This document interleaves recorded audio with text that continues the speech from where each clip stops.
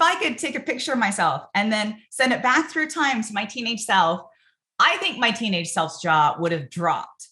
The first thing she would have noticed is that these days I'm a dead ringer for my father. That's why I wear my hair long, right? So no one confuse us. But when I'm not wearing makeup and I have my hair pulled back in a baseball cap and I've got like a Carhartt jacket on, I have seen my reflection and done a double take. It's spooky. And the second thing she would have noticed is that I have the body that she wanted. So she didn't like her body. She didn't like her acne. She didn't like her permed hair. She wasn't allowed to wear makeup. She didn't know how to tweeze her eyebrows. And her baby fat was not going to go away until her mid-30s. So it's a good thing she didn't know that back then. So when I say that I know a little bit about anti-aging, I'm coming from the perspective that I'm happy with how I look for my age. And I have done the research to understand what I did right and what I could be doing better. And that's what I want to share with you today. 3 surprising anti-aging recommendations that certainly turned my life around and might just turn around yours. Stay tuned.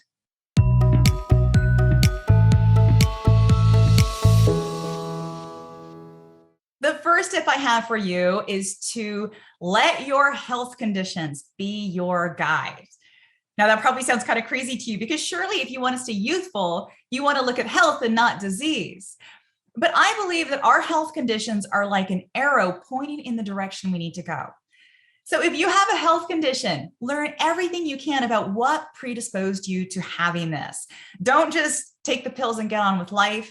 Get curious about why this particular condition is being expressed in your body.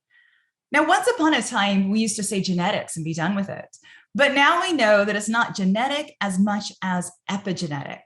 So even though our genes are set in stone, they can be turned on or turned off. They come with extra instructions determining how they're going to be read and how they're going to be expressed. And that's where environmental factors come in. Dr. Francis Collins, who is the director of the National Institutes for Health, famously said, genes load the gun, but the environment pulls the trigger. And by environment, we're talking about your prenatal environment, how you grew up, where you live, your socioeconomic status, how much social support you have, a whole host of things. And when you start digging into that stuff, you will start learning things about yourself that you never knew. So I'm still learning things about myself. My health went when I was 25. And it was life-shattering because I could no longer stand for long periods of time and I could no longer sit for long periods of time. And I spent ages trying to figure out how I was going to support myself, given that most jobs include either standing or sitting. And I thought that my life was over at 25. I just couldn't see how I was going to live like this for the rest of my life. And of course, here I am. So I must have figured it out. And I learned to work around it. And now with the perspective of time, I can see that my health problems were an unwelcome gift because I wouldn't be as healthy as I am today if I had not been stopped in my tracks at such a young age. By forcing me to confront my mortality and realize just how fragile my body was, I learned that I had to take good care of myself. I couldn't get away with beating up my body and expecting it to keep going on. When your health is fragile, you end up seeing cause and effect really clearly. You stay up too late, you feel miserable. You have too much sugar, you feel miserable. You don't get outside and move your body, you feel miserable. And so pay attention to what your health is telling you, because it's probably telling you exactly what you need to do. The second tip I have for you is to get outside and get as much fresh air as possible. Fresh air is like this anti-aging potion. The research keeps coming in on the importance of getting outside. Now, you may already know that 20 minutes of sunlight in the morning primes your body to burn fuel all day long. That morning outdoor light is so important that it's the one thing that I recommend above all else. Go for a short walk every morning. Just 15 or 20 minutes. You can walk around your neighborhood. You can walk from the bus to your work, whatever works for you. And if you do nothing else for yourself, just do this one thing. Get in a quick walk before work to stretch your legs and breathe some cold air and get some real sunlight in your eyes, even if it's very weak sunlight. Now, this isn't a workout, right? This is a sun bath. It will wake you up. It will loosen your body and it will reset your mind so that you're primed to have a better day. I've noticed that there is something about people who like to be outside.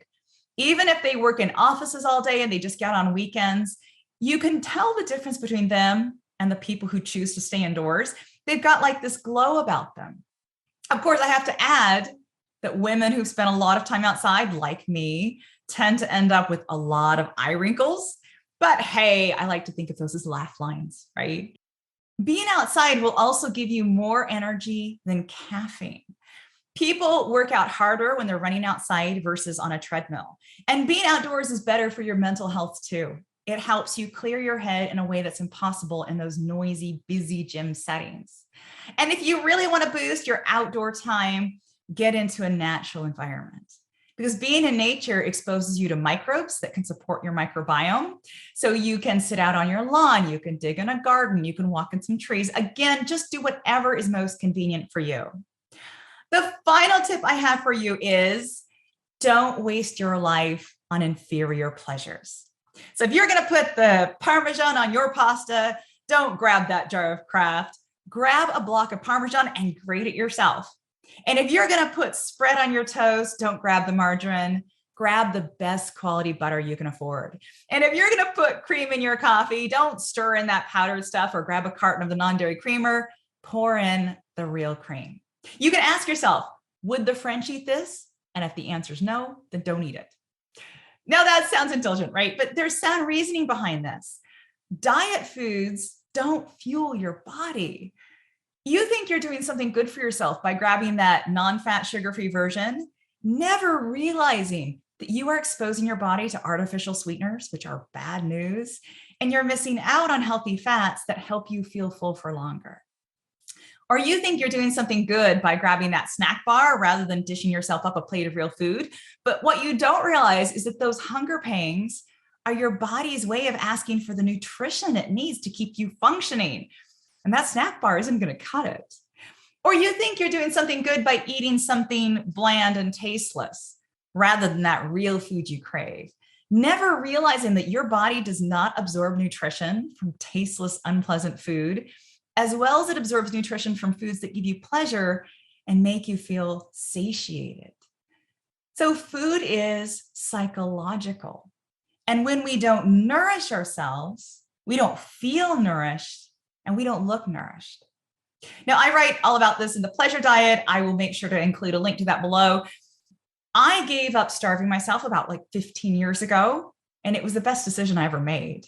My poor body, when I think about everything I put it through, it's amazing it's lasted this long. If there is one thread that ties all of these ideas together, it's that your body does know what's good for it. And it is always telling you what it likes and what it doesn't like. But chances are you have spent an entire lifetime overriding your body's signals. You've even got mad at your body for telling you that it's hungry or that it doesn't want to sit anymore or that it has no more energy. But your body is not a car that you can drive until it's out of gas and then abandon alongside the road. Because if you don't listen to those signals, your body is just going to turn up the volume until you get sick or you come down with a health condition. It will keep telling you what it needs until you finally get the hint. So your body needs fuel. It needs rest. It needs love. It needs safety. It's really, really needy. And you know what? That's okay. I hope you give your body everything it needs today. And if you would like more anti-aging tips, I've got a free report for you. I will pop in that link below. Take really good care of yourself, and I will see you next time.